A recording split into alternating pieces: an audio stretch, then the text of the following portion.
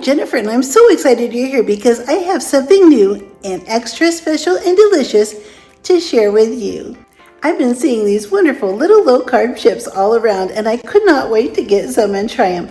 These little chips are called Fips, and they're actually low-carb and so delicious. If you've been wanting some chips, low-carb chips, you ought to try some Fips.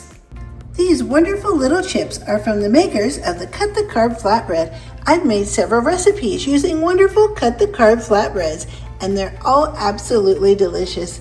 I'm so excited about these chips. It'll give me something nice to have around my house when we want to have a delicious, guilt-free, low-carb snack. These Fips chips are crunchy, airy, and delicious, and they come in 3 different flavors: salt and vinegar, barbecue, and chili lime.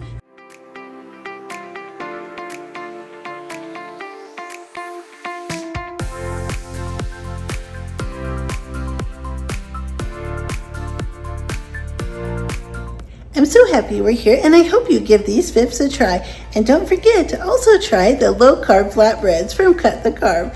They're absolutely delicious. It's so much fun to try new creative recipes with.